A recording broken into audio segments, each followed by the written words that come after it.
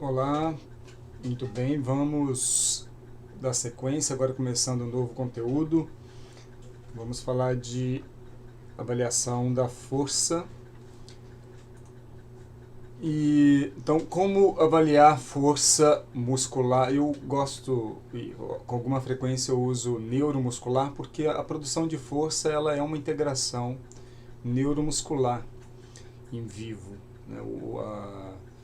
A gente precisa dessa integração. Então, hora ou outra eu falo força neuromuscular ou escrevo, mas a maior parte das vezes eu falo só força muscular. Mas é importante a gente lembrar disso, que é uma integração neuromuscular. A força é neural e muscular, né, dessa integração. Bom, por que mensurar a força muscular?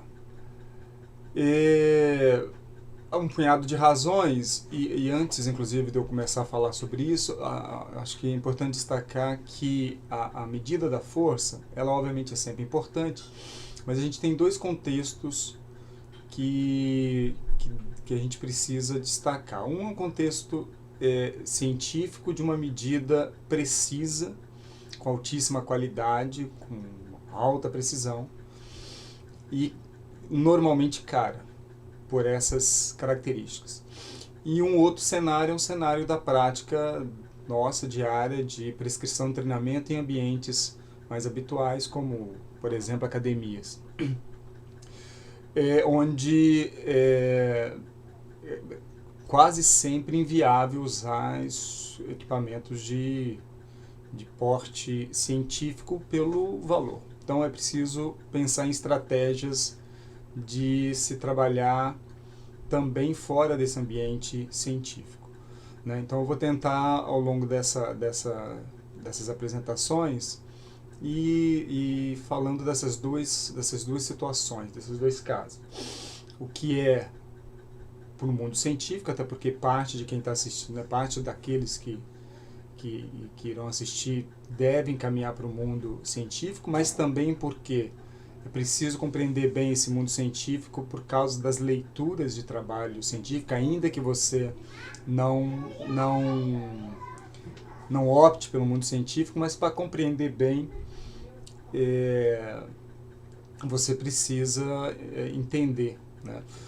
Por exemplo, um trabalho que usa um equipamento que é padrão ouro de medida, um trabalho científico, ele tem mais qualidade do que um trabalho que usa uma técnica pobre. Tá? Então a gente precisa entender isso. Bom, a gente mensura a força para acompanhar ganhos ou também perdas com o treinamento ou com o destreinamento. Então, para eu poder compreender o quanto um cliente, por exemplo, está ganhando de força num intervalo de tempo, num tempo de treinamento, ganhando ou estável ou perdendo, mas para eu saber eu tenho que fazer medidas antes e durante o treinamento de tempos em tempos. Tá? Então, esse é uma primeira necessidade. Claro que você pode falar assim, mas eu sei que a pessoa ganhou mais força porque lá atrás conseguia fazer X de força no equipamento tal e agora faz muito mais. Sim, mas você não tem a magnitude disso representado, você não consegue apresentar isso, inclusive, para o cliente, do quanto o seu treinamento produziu de resultado.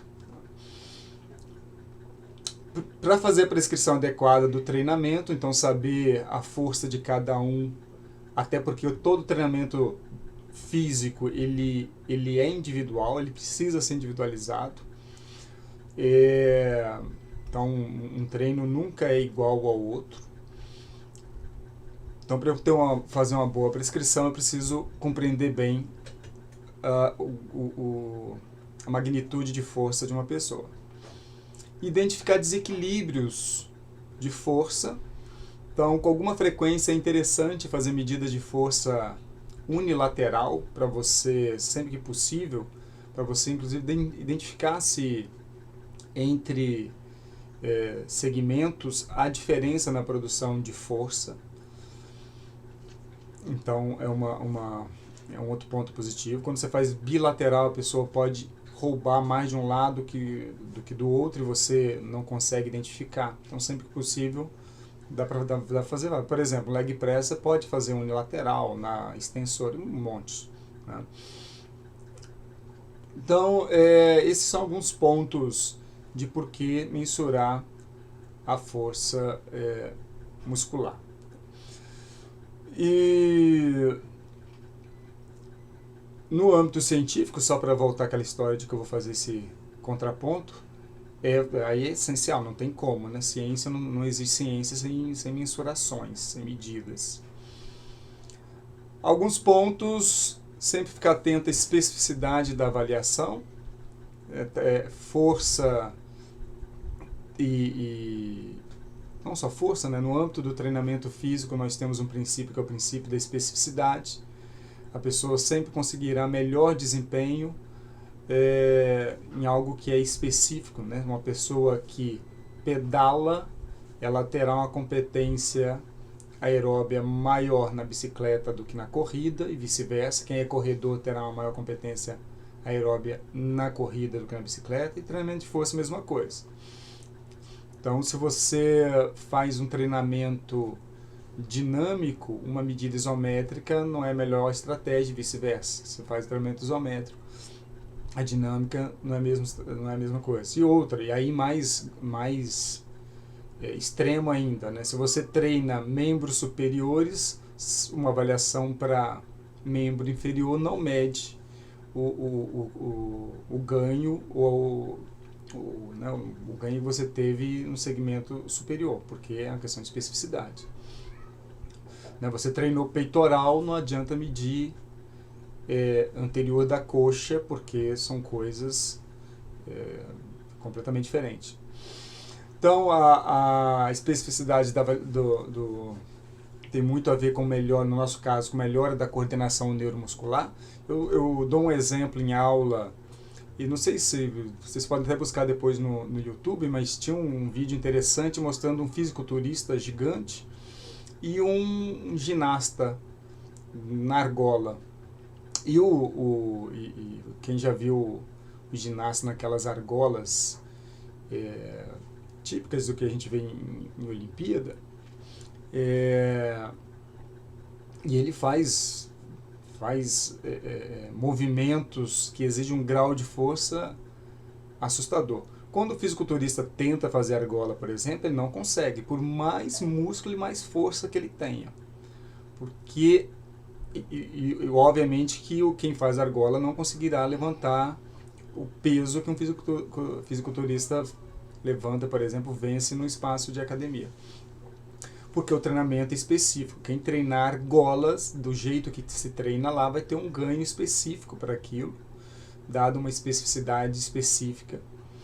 Então isso é muito claro quando você vê um cenário desse. Né? Você vê lá um cara da ginástica, que obviamente não é fraco, até bastante musculoso, mas comparado a um fisiculturista, aí parece uma criança perto de um adulto. Atenção ao intervalo de descanso. Toda medida de força você tem que dar um intervalo de descanso para ter certeza que a sua força está sendo desempenhada com a máxima competência possível. Esse intervalo de descanso é muito variado, depende do que o avaliado fez momentos ou dias antes. Motivação, você precisa decidir se você num teste vai motivar a pessoa, geralmente gritando mesmo, né? vai, e bem alto. Isso gera um estímulo muito diferente do que você simplesmente dizer vai, faz aí, né? E fica esperando. Esse estímulo oral, vocal e forte, ele gera uma motivação no avaliado muito grande, e você precisa decidir se vai fazer com ou sem. Se fez com, tem que manter sempre a mesma estratégia. Se fez sem, idem, né? Mesma coisa. E isso é cientificamente muito claro, né? Faz muita diferença a motivação. Adequação da ingestão alimentar. Se a pessoa tem se alimentado bem. Ela, para um teste, não pode ter feito atividade física momentos ou dias antes, aí depende da intensidade e volume. O horário do teste é sempre importante você manter o teste no mesmo horário, porque ao longo do dia a variação da força é grande, ela pode variar de 10% a 20% ao longo do dia. A maior parte das pessoas tem um pouco mais de força, mais ou menos no início da tarde, mas pode variar um pouco e pode variar muito nos extremos, né? Bem cedinho e bem à noite. Então sempre mantenha o mesmo horário. Atenção a medicamentos e compostos ativos, né? Exemplo, cafeína e algum outro composto que pode afetar a produção de força. Então, tem que ficar atento se o seu resultado não vai ser motivado por fatores, por variáveis externas.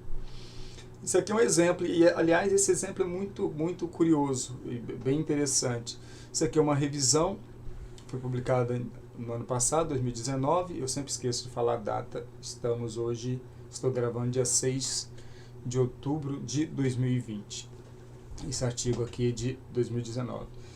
E é uma revisão, ele mostra que um comportamento da força sem cafeína e aquilo que eu falei, ó, de modo geral, o comportamento da força foi mais no final da tarde, não no início. Aliás, foi uma confusão que eu fiz. No início está mais associado à flexibilidade. A maior parte das pessoas são mais flexíveis, mais perto disso aqui, né, desse horário, meio-dia, 1 hora, 2 horas. Força é um pouco mais tarde, mais perto das 18 horas, a depender do que você fez no dia, né? A gente tem que imaginar uma pessoa que não está se desgastando fisicamente. E aqui sem cafeína. E aqui um comportamento com cafeína. Repare que com cafeína o pico de força não mudou, ou seja, a pessoa não teve mais força, mas mudou o comportamento ao longo do dia. Então, de manhã teve bem mais força e manteve, né, ficou muito perto o padrão de produção de força entre manhã até 10 horas da noite, por exemplo. Enquanto sem a cafeína tem uma amplitude aqui bem diferente. Isso aqui ele tirou, se eu não me engano, de uma revisão, né? Esse rapaz que está aqui, ele estuda bastante, faz várias revisões sobre cafeína. Então você vê, não mudou o pico de força. Então isso quer dizer que possivelmente, dependendo do horário, a cafeína pode te ajudar. Se fosse um teste, fosse um desempenho físico, por exemplo. Mas você possivelmente não bateria o recorde, né, o seu próprio recorde, porque o pico não mudou, tá? Mas é interessante esse comportamento aqui. Teste pode ser feito em máquinas de força, pesos livres e outras coisas, né? Pode ser em elástico, enfim, tudo que tiver resistência eu consigo fazer teste de força, basta eu ter algum tipo de resistência. Mas é só porque eu vou chamar mais atenção para esses dois casos aqui, mas dá para fazer de várias estratégias, inclusive com equipamentos sofisticados, que é uma máquina de força, como o dinamômetro isocinético, que mais à frente eu falo dele. Primeiro, vamos falar aqui a medida da força pelo método de 1RM, que é medir a força máxima num dado exercício. Muito usado em trabalho científico para ver a força máxima de uma pessoa num dado exercício. Então, usual em trabalho científico para pessoas altamente treinadas. Pouco recomendado para pessoas com algum grau de fragilidade por causa do excesso de peso, que aumenta a chance de lesão. E há duas formas, embora na verdade há duas formas descritas, mas na prática a gente faz basicamente essa estratégia aqui, que é a carga ascendente. É mais ou menos assim. E outro, existe 1 milhão de artigos científicos, porque quase todo artigo científico que trabalha com força faz o teste de 1RM, quase todos. E os protocolos variam um pouco. Tá? Então, isso aqui é É um protocolo possível que eu vou citar, mas existem diversas pequenas alterações. Então, você vai fazer um teste de um RM, de modo geral, você estabelece uma carga submáxima e pede para o indivíduo, para a pessoa executar o número de repetições que conseguir. Busca-se algo para a pessoa fazer umas 5, 10 repetições, né, para servir de uma espécie de preparação para o movimento. Tá? Aliás, só chamando a atenção aqui, tem um punhado de trabalhos também que mostra que o correto seria, se você for fazer cientificamente um teste de um RM, é passar algumas semanas fazendo o teste, porque só o teste em si já gera alterações relacionadas à coordenação neuromuscular que já te faz ter ganho num teste seguinte, em dias depois. Então, só de eu fazer um teste hoje com carga máxima, nos dias seguintes já vou ter ganho por causa de adaptações neuromusculares. Então, há quem faça durante as 2, 3 semanas alguns testes para obter esse ganho neuromuscular, dessa integração, para depois fazer um teste que ele vai considerar como válido. Tá? Há inclusive um trabalho publicado que ele fez durante um tempo só o teste de um RM. Ele foi fazendo durante algumas semanas só o teste e ele viu lá no final um ganho de força bastante grande, só fazendo o teste de um RM. Porque eu faço o teste hoje, na próxima semana a minha força já é maior. E aí eu vou fazendo sempre o meu máximo, lá na frente eu tenho ganho. Então, só treinar um RM já produz bons ganhos. Depois, você espera em torno de 3 a 5 minutos para ter reposição, principalmente de ATP e fosfocreatina. 5 minutos recupera quase 100%, algumas pessoas 100%, outras quase. Então, depois desses 3 a 5 minutos, quando você vai fazer de novo, aí você já vai buscar o seu 1RM. E como você vai buscar um RM? Você pode usar tabelas que relacionam o número de RMs com um RM, tabelas que relacionam, por exemplo, 5 ou 10 repetições máximas com RM. Eu vou mostrar uma tabela dessa à frente, que é mais fácil do que eu citar agora. Ou pode usar a experiência, ou alguns exercícios a equações, que você joga algumas informações que estão, né, algumas variáveis que estão nessa equação, e ela te dá um valor que, dependendo do exercício, funciona bem. Por exemplo, para o supino tem equações relativamente boas, para o leg press também, mas quando vai caminhando para outros exercícios, aí essas equações costumam errar bastante. Eu, particularmente, não uso equação ou tabela, ou principalmente experiência. Depois você tem um tempo de vivência no teste, experiência faz mais sentido. Você vai errar menos. Então você estima a carga máxima e pede para o avaliado executar o máximo de repetições, e aí a sua ideia agora é buscar um RM, ou seja, a pessoa vencer uma repetição. Aliás, aqui vamos chamar atenção para um conceito. O que é repetição? Que eu falei lá talvez na primeira ou segunda aula, não me lembro.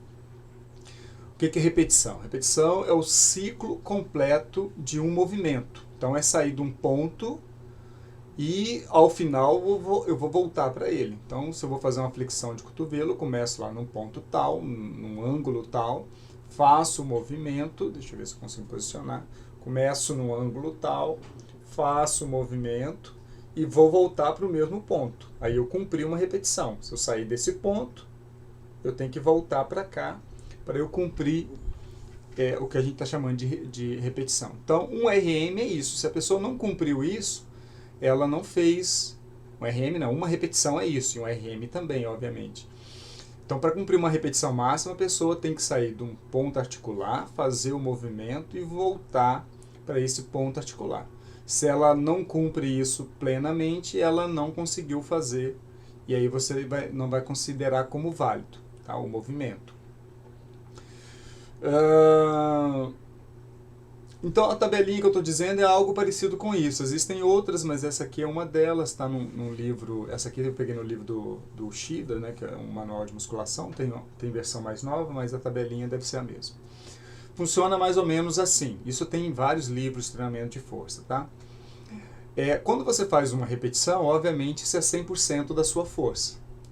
Quando você faz 2 repetições, isso dá mais ou menos 95%, e aí a sequência está aqui. 3 repetições em torno de 93%. Então isso quer dizer o seguinte, se você fez 8 repetições, isso significa aproximadamente 80% da sua força máxima. 10, 75, isso varia, tá? Varia entre pessoas, mas aproximadamente é isso. Então a tabelinha que eu estou dizendo é o seguinte, imagine que você pediu para uma pessoa fazer os primeiros movimentos, essa pessoa, você colocou lá uma carga tal, que você acreditava que ela faria um RM, e ela fez 3 movimentos. A carga, vamos imaginar que a carga que você colocou, vamos imaginar o supino, só para a gente conseguir enxergar. Então imagine o supino, você colocou 50 quilos, lembre-se que se você for fazer um teste do supino, você tem que considerar o peso da barra também, tá? É barra mais anilhas. Então, juntando barras e anilhas, você tem 50 quilos. Isso significa que ele fez 3 repetições com 50 quilos. A minha pergunta é, se ele fez 3 repetições com 50 quilos, qual seria a carga para ele fazer uma única repetição? Tá? Então, eu faço uma regrinha de 3. 93%, já que eu tenho na tabelinha que 3 repetições equivale a 93% de RM. Então, se 50 quilos equivale a 93%, qual será a carga para 100%, para fazer uma só? Então, você fazendo a regrinha de 3, dará 54 quilos. Isso quer dizer que a minha próxima tentativa eu colocaria um total de 54 quilos para a pessoa fazer. Pode acontecer da pessoa fazer mais do que uma, pode acontecer da pessoa não fazer nenhuma. E aí você vai ter que fazer um ajuste para a próxima. Claro, vai ter que esperar mais 3 a 5 minutos e fazer um ajuste. Melhor que se espere mais perto de 5 minutos, tá? Para ter mais, não completo, não a certeza total, mas mais reposição possível de ATP e fosfocreatina. Então aqui existem algumas equações preditivas para estimar um RM, então existem algumas equações, eu nem coloco porque existem muitas e eu particularmente não uso porque elas, tirando um exercício ou outro, o erro não compensa, acho que não vale a pena usar para um punhado de exercício. Então elas só funcionam bem para alguns poucos exercícios. Tá? Isso tem na literatura e depende do gosto de vocês. Você pode também jogar algo como isso aqui, uma tabelinha, a mesma tabelinha, tá? A única coisa que eu coloquei aqui já é um fator para eu multiplicar. Tá? Em vez de fazer a regrinha, calcular tudo de novo, eu só vou multiplicar por um fator. Mas deixa eu começar a falar do início aqui. Você pode, por exemplo, fazer uma planilha no Excel, por exemplo, e num teste, na hora que você joga o valor, ele já te dá o resultado aqui. Então você não precisa ficar calculando, é rapidinho, você só joga o valor, ele já calcula. Como que esse fator aqui? Esse fator é basicamente esse valor aqui dividido por esse aqui, né? Porque esse valor 100 dividido por 95 significa que ele tem 5% a mais, né? Mas vou dar esse exemplo aqui. Imagine que no leg press a pessoa fez 70, você colocou 70 quilos e a pessoa fez 6 repetições. 6 repetições. Mas você quer agora escolher a carga para ela fazer uma repetição. Qual é a carga para fazer uma repetição? Você pode usar uma tabelinha como essa para se aproximar. Aí, você vai pegar o peso, 70 quilos, multiplica por esse fator aqui, deu 82. Então, qual é a carga que eu vou colocar para a pessoa agora fazer a próxima tentativa, buscando um RM, 82 kg. De novo, pode acontecer da pessoa não fazer nenhuma ou fazer mais do que uma, mas de qualquer forma você vai estar mais perto do 1RM. Tá? Então são estratégias principalmente para quem tem menos experiência com o teste. Então você pode usar uma estratégia como essa. Se você não obteve sucesso, vai esperando 3 a 5 minutos. Depois busca-se uma nova carga. De modo geral, a recomendação é que não se faça mais que 5 tentativas. Se você fez 5 tentativas e não conseguiu achar um RM, deixe para tentar no outro dia. Então, é isso aqui.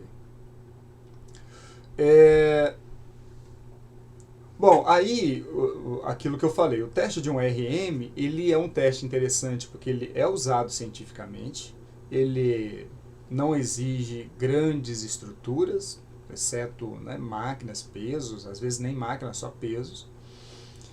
Não é tão difícil, o único problema é o excesso de peso, né, que aí você precisa ter cuidado a depender da pessoa que vai executar. Agora, o padrão ouro de medida é o dinamômetro isocinético. Então, em laboratórios científicos de desempenho, o ideal é um dinamômetro isocinético, e a condução é bem diferente disso, porque no isocinético você consegue ver a força máxima da pessoa a cada momento angular. Então eu consigo fazer, imagina a extensão do joelho, do momento, do ponto inicial até o final, eu vou ver a força máxima dessa pessoa em cada momento angular. Tá? Então isso para o âmbito científico, a coisa é um pouco diferente. Claro, nem todo mundo tem um dinamômetro isocinético, aliás, poucos laboratórios têm. É um equipamento muito caro. A carga descendente, ela não se faz isso de modo geral, não se faz isso de forma intencional, mas seria, por exemplo, colocar uma carga acima da máxima e depois pede a pessoa executar e depois vai dando tempo e vai tirando. Até você achar a carga da pessoa. Ninguém faz isso de forma intencional, mas pode acontecer de forma não intencional. Você pede para a pessoa fazer uma dada carga, a pessoa não consegue, só movimentou um pouquinho, só conseguiu tirar o peso. Isso quer dizer que você vai ter que descer a carga para encontrar o máximo dessa pessoa. Mas não conheço na literatura alguém que tenha começado um teste assim. E aí o procedimento é o mesmo, espera 3 a 5 minutos, se fosse fazer isso de forma intencional, mas mesmo não intencional. Se você pediu para uma pessoa lá no leg press tentar vencer o leg press, essa pessoa só mexeu um pouquinho e não aguentou, você vai ter que esperar 3 a 5 minutos do mesmo jeito. E aí vai tirar peso. O ideal é sempre esperar isso, 3 a 5 minutos antes de uma nova tentativa, e nesse caso aqui não tem muito jeito, eu tenho que ir pela experiência, não tem... Ou você até pode usar uma equação se você não tiver noção de quão longe você está, né? Vantagens do teste de um RM. Mede diretamente a força máxima num exercício específico. Aqui, muita atenção nisso. Quando a gente faz um teste de um RM, eu não estou medindo um músculo específico. Então, vamos imaginar o supino. Eu não estou medindo a força máxima do peitoral. Eu estou medindo a força máxima no supino, que envolve alguns músculos. Claro que o peitoral maior é o principal, mas não é o único. Aí você tem peitorais, né, os peitorais. Você tem tríceps, você tem deltoide e outros músculos que contribuem na estabilização. E então o que você tem é a força máxima naquele exercício. E aí vale para qualquer exercício. Você faz a força máxima no leg press, força máxima na extensora, e não dizer que é a força máxima do peitoral. Boa aceitação científica, se usa desde sempre e ainda se usa. Não tendo um isocinético, pode-se usar, embora isso depende muito do que você quer medir, né? Se você quer ver ganho de força máxima, faz sentido fazer um teste de 1 RM. Se o seu interesse não é força máxima, talvez não precisaria, mas quase todo mundo faz. Há valores de normalidade, valores de referência para alguns exercícios.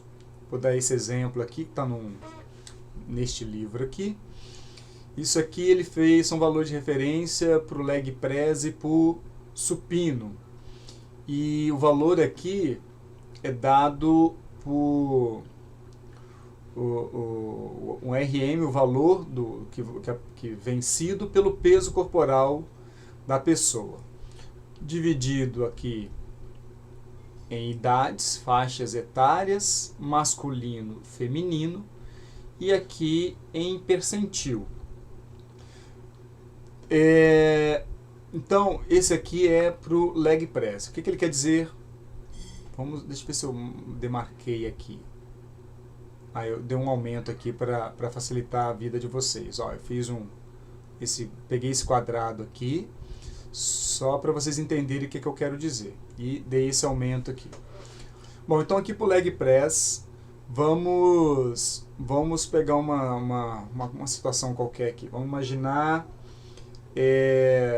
uma pessoa que tenha conseguido fazer, uma pessoa aqui do sexo masculino, que tenha conseguido fazer uma carga que é aproximadamente 2 vezes maior do que o próprio peso. Só voltando aqui, lembra que ele está dizendo que é o peso vencido dividido pelo peso corporal. Então, eu, por exemplo, tenho hoje 75 quilos. Se eu fizesse no leg press 150 quilos, daria exatamente 2, valor 2. E eu estou nessa faixa aqui, estou com 41, então se eu fizesse 2, eu estaria acima do percentil 90. O que é o percentil 90? Se você fizesse uma competição com 100 pessoas, o percentil 90 seria o 90 seria exatamente a pessoa classificada na 10ª posição. Então, se você colocasse do melhor para o pior, o percentil 90 seria a pessoa que estaria na 10ª posição. O percentil 1, que não está mostrando aqui, seria o primeiro. O percentil 50 é o meio. Então, isso é importante saber isso, porque se você fez o teste e a pessoa está no percentil 50, essa pessoa está na média. Então, está dentro do esperado. Se ela estiver acima, ótimo, melhor, está com reserva de força. Se estiver abaixo, aí depende de quão abaixo está, mas aí você já começa a se preocupar. E é para isso que serve valores de referência como esse. Aí a mesma história vale aqui para o supino. Tá? Depois, se vocês quiserem, dar um pause aí, olha com calma, mas a mesma lógica. O meu exemplo aqui, se eu fizesse no supino 1.10 a divisão do RM pelo peso corporal. Então, se fizesse pouco mais de 75 quilos, eu já estaria no percentil 90. Então, essas tabelas são interessantes para a gente saber se eu estou melhor ranqueado ou você deve se preocupar com o meu desempenho. E é para isso que serve. Não temos para todos os exercícios, mas o fato de ter tabelas como essa para o leg press e o supino já te dá uma noção de que você poderia usar essas duas estratégias. Qualquer coisa, depois a gente fala com mais calma nas aulas presenciais. Desvantagem, maior risco de lesão, ainda que a gente tenha pouca literatura mostrando lesão, mas há uma questão de uma questão de prática reconhecida, de que os dois fatores que mais estão associados à lesão é alta carga e técnica errada, e principalmente quando as duas coisas estão associadas. Alta carga e técnica mal feita, quando essas duas coisas estão associadas, a chance de lesão é maior, isso se sabe. Mas na literatura não se acha, é difícil achar trabalho que tenha visto lesões com teste de um RM. Mas, então é o que a gente costuma chamar de validade aparente, né? Porque é óbvio, né? Quanto mais carga, maior a chance de você se machucar. Então é contraindicado para alguns grupos, crianças, idosos, pós-cirúrgicos, gestantes e qualquer pessoa que você tenha receio por alguma condição relatada, não fará. Então, de modo geral, a gente só faz teste de um RM para pessoas. Há bastante trabalho com idosos, tá? Com teste de um RM, vão bem, raramente se vê documentação de teve lesão e tal, mas no dia a dia não é prudente, não há necessidade de fazer. Mas no âmbito científico se faz porque, aquilo que eu falei, são dois cenários diferentes. Isso aqui é um trabalho que mostrou que o teste de um RM, é um trabalho até antigo, ele mostrou que houve o teste de um RM, resultou em 11 lesões de 57 pessoas testadas, um percentual grande. O treinamento de força em si resultou num percentual menor do que o teste de um RM, mas é bem difícil achar trabalhos que citam isso. Mas é isso, é uma validade aparente, porque quanto mais carga, maior a chance de lesão. Em um determinado percentual, aí eu estou citando para vocês os problemas do teste de um RM, tá? As desvantagens, e tem várias, é importante ficar atento a isso. Em um determinado percentual, por exemplo, 80% de RM, pode ocorrer enorme variação no número de repetições possíveis. Então, não seria indicado para a prescrição do treinamento. Você faz lá um teste de um RM no supino, deu 100 quilos. 80% desses 100 quilos, obviamente, 80 quilos. Mas uma pessoa pode fazer 10 repetições com esse 80%, outra pode fazer 15, outra 20, outra 5. Então varia muito e esse é um problema importante. Veja isso. Um exemplo que eu estou dando aqui, ele é fictício, mas não é impossível. Imagina um leg press, a pessoa vai fazer 40% de um RM. Um sujeito A poderia fazer 36 repetições e um sujeito B poderia fazer só 8 repetições máximas.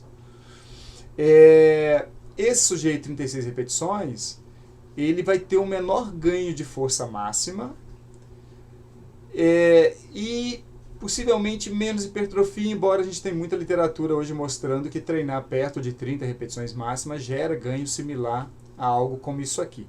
Mas para o ganho de força máxima é mais provável que ele terá um ganho menor. Enquanto que uma pessoa que treina 8 repetições máximas terá um ganho de força máxima maior do que isso aqui. Então, isso é um problema, principalmente quando você está buscando ganho de força. Esse é um artigo que fez mais ou menos isso.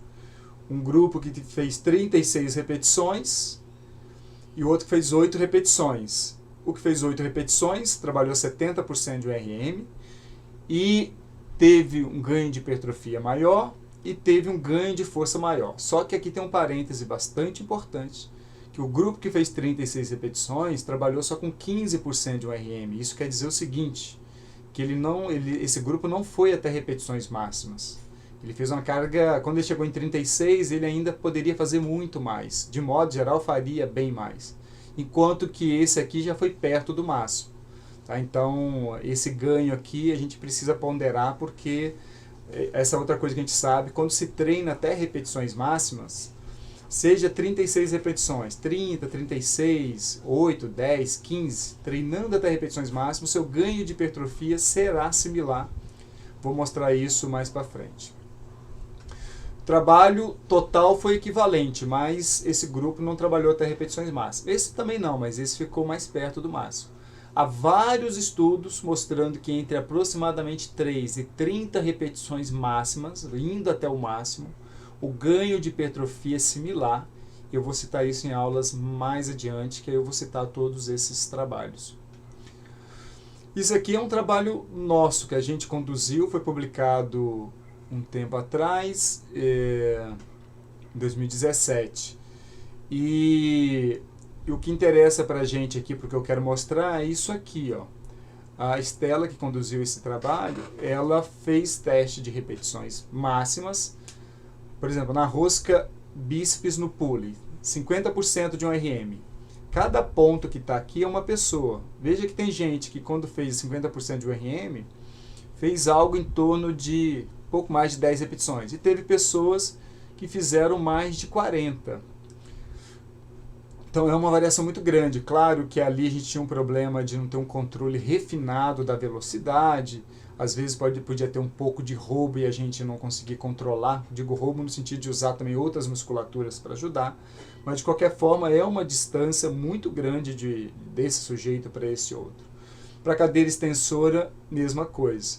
Embora a diferença já foi menor, né? Mas gente que fez 10 repetições e outros que fizeram, outra pessoa que fez 20 repetições com a mesma carga relativa. Esse é um problema do teste de um RM. Isso aqui, esse trabalho que nós fizemos, esse trabalho da Estela, nosso interesse era o seguinte, não era exatamente isso. A gente tinha o interesse de verificar se a percepção de esforço nas duas primeiras repetições já era suficiente para eu poder escolher a carga. Então essa é uma prática que a gente faz no dia a dia de treinamento, que imagina, você quer estabelecer a carga de treino de um sujeito A. Então a pessoa vai fazer o supino, eu coloco uma carga, eu não sei qual é a carga para essa pessoa fazer, por exemplo, 10 repetições máximas.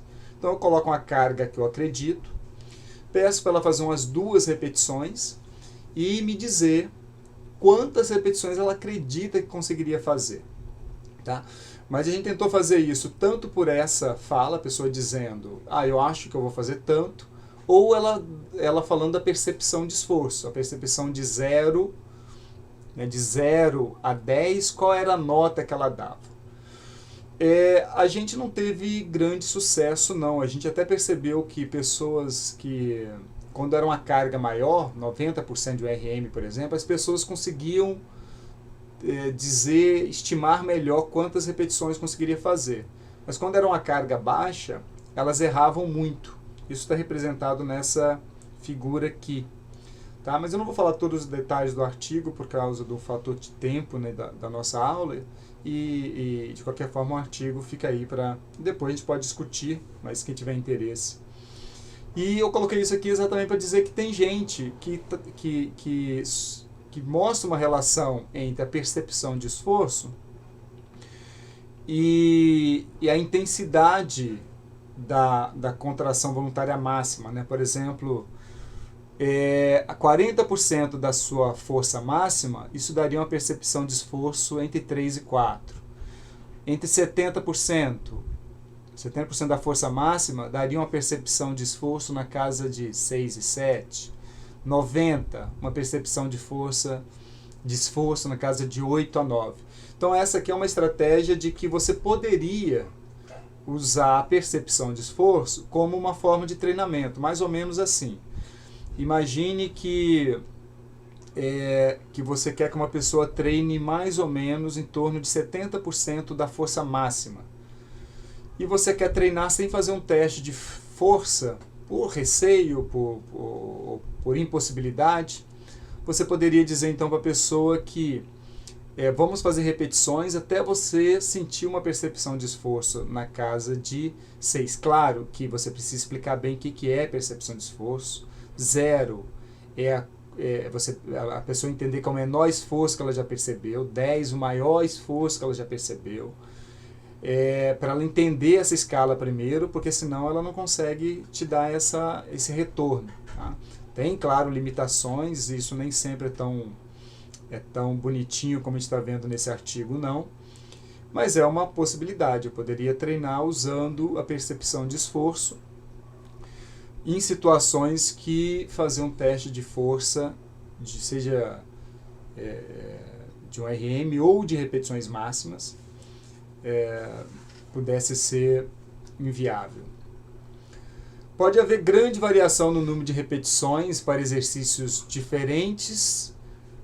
Por exemplo, 80% de um RM no leg press permite habitualmente realizar 2 a 4 vezes mais repetições que na cadeira. Então, 80% no exercício você faz mais repetições do que 80% da força no outro exercício. Então, são problemas relacionados ao teste de um RM. Mensuração é trabalhosa e além disso, pior do que ser trabalhoso, é que na semana seguinte, na semana que vem ou daqui 2 semanas, a pessoa já tem outra força máxima. Então você teria que medir de novo. E depois, de novo, ela teria... Então você teria que ficar fazendo medidas de um RM com muita frequência se o seu interesse for fazer prescrição de exercício. Então, para prescrição de exercício, o teste de um RM não vale a pena. Você vai errar muito feio. E aí nós temos uma estratégia que faz mais sentido, que eu vou falar depois. Então eu tenho esse conjunto de problemas. Agora, como medida para saber a força máxima, sim. Então no caso da prescrição, seria necessário testar um RM para cada exercício, isso é inviável em academias. E não só, né? Eu preciso testar para cada exercício, para eu poder prescrever. Imagina que sua ficha tenha 15 exercícios. Você vai fazer 15 testes de um RM, aí você vai prescrever para essa semana, sabendo que semana que vem a pessoa já tem outra força, outro um RM, você teria que fazer de novo. Então, assim, para prescrição, não vale a pena, até porque nós temos uma estratégia mais fácil, que é a que eu vou mostrar depois, que faz mais sentido. Tá? Agora, como estratégia para medir a força máxima, sim. Tá? É por isso que eu vou defender aqui que não fazer teste de um RM para prescrever exercício. Só faça teste de um RM se for para medir força máxima. Fora isso, eu particularmente não vejo por que fazer. Colocar a pessoa sob um dado risco, sendo que tem uma série de problemas associados. Então essa é a outra coisa, né, que eu já falei, a necessidade de ficar medindo com bastante frequência.